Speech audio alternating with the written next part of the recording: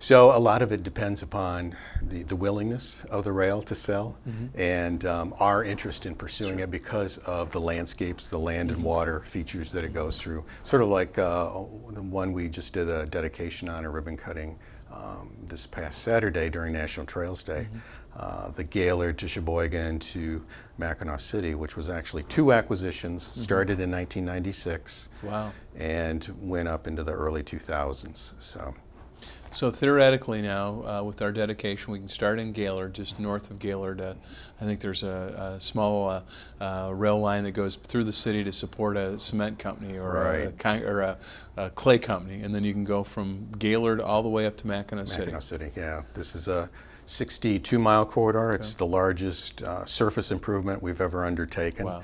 And it has a compacted limestone surface, and people can bike and horseback ride, and it's a great connection between communities. Nice, great riding along the Sturgeon River, along Mullet Lake, and through all of those beautiful landscapes up there. So it's a wonderful asset.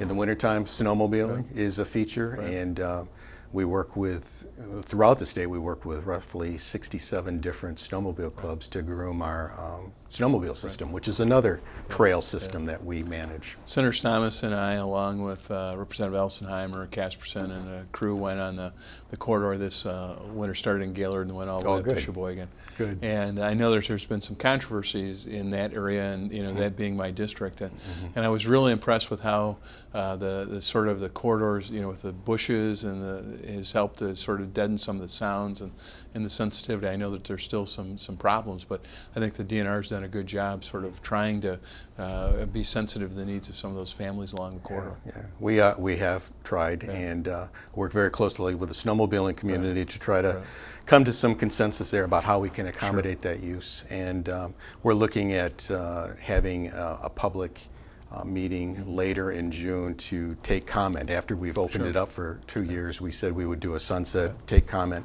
and we'll be sending out a press release soon about a public meeting we'll have probably in the Indian River area at the end of June. Right. It's amazing to hear from the little gas station in Topnaby what the economic impact in a positive way that had for their small, gas station sales, hot chocolate sales, and those types of things. Yeah. And I haven't had a chance to swing into the I think it's the Aloha Bar or something in that area and what the impact has. But historically, the lunch business in the wintertime is a big part of that snowmobile, because the Snowmobile Association recommends, and all the rides we have are zero tolerance, which is no liquor while you're driving. Right. But it's amazing to sort of see what the impact.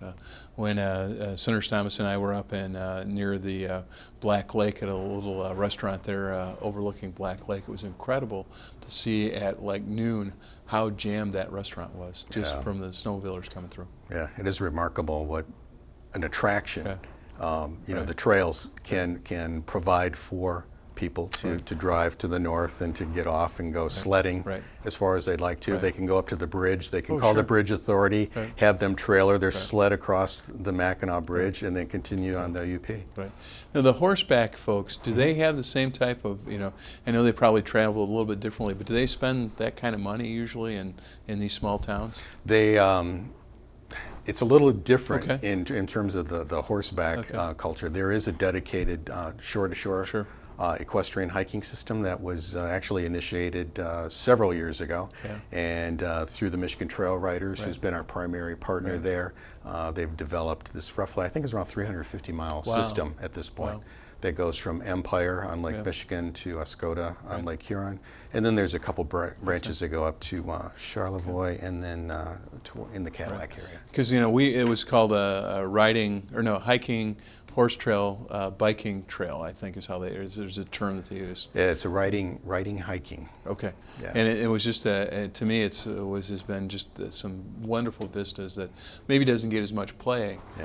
Just because of the to hike is a lot of effort, but it is absolutely spectacular, some of the vistas that you can get through there. Yeah, and that's an interesting trail system too, because about every 24 miles on the shore-to-shore riding hiking, we have a campground. Really? So you can hike and camp all tied in, Right. together, and that's why it's a little different than, the snowmobiling, Right. which is, Yeah. you're going to greater distances, Right. and people are looking probably for a warmer place to sleep Sure. at Oh night. yeah, yeah, and not out in the tent. Yeah, and not in the tent. So the hikers probably, because it was virtually impossible. We usually figured if we got 12 miles in a day, that was Yeah. a long haul for us. So Yeah. the 24, so they It's more set up for the Right. horse, Okay, the equestrians. gotcha. Okay. Yeah, and they do scheduled rides, spring and fall primarily is their Okay. dominant riding So we season. talked about skiers, a little bit of snowshoeing, and Yeah. then the bicyclists, the hikers, the horse people. Are there any other sort of unique folks? How about dog sledders or any of those other There sort of- are.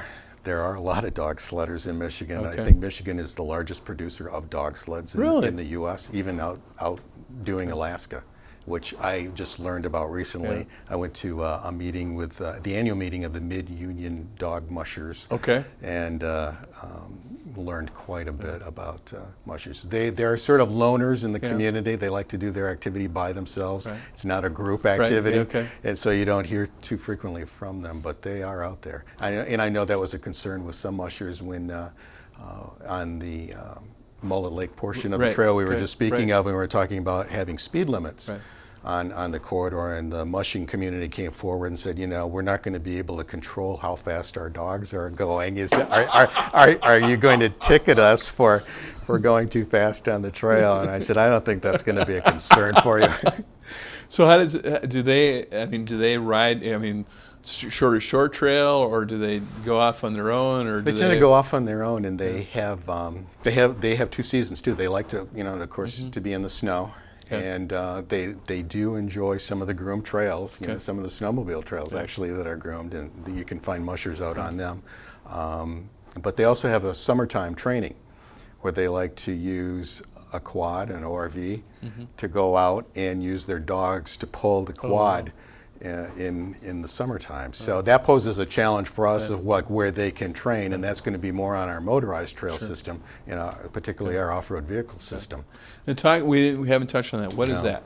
That's off-road vehicle trails, routes, and scramble areas Okay. are also an program area that we manage. The ORV trails are all on state and federal lands, Okay. and so in the federal forest, national forest. And then we also have an ORV route system. It's almost 800 miles of the cross-country motorcycle trail system in the northern lower. It was one of the first motorized systems that was established in Michigan and still exists. Okay. So what's a scramble? Scramble area is a designated area, a block of land where people can go and ride where they would like. And we have an area near St. Helens called the St. Helen Motorsport area. Okay. And we work with Genesee County in providing support for Genesee County Parks, Okay. a scramble area called the Mounds, Okay. just north of Flint. And then an area we call a scramble area but has a little more controls on it are the dunes at Silver Lake State Park, which is a lot of people know about and is a very popular destination for dune riding. Wow.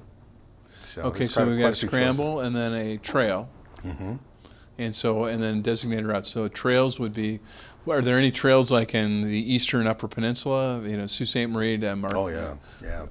What's up there?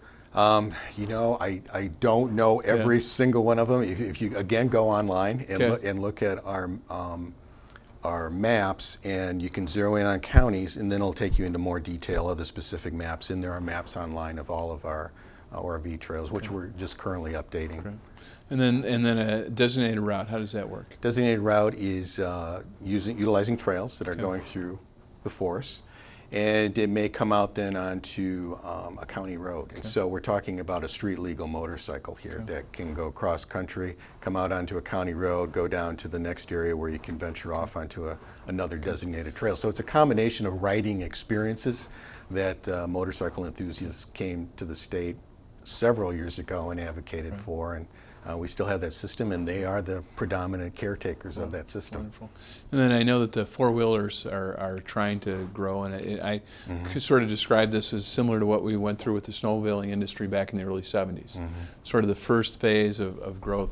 Do they have some issues on street legal, which is both a federal and a legislative issue on going out on the roads? And I know there's been discussion within local units and jurisdictions on some flexibility there. Right.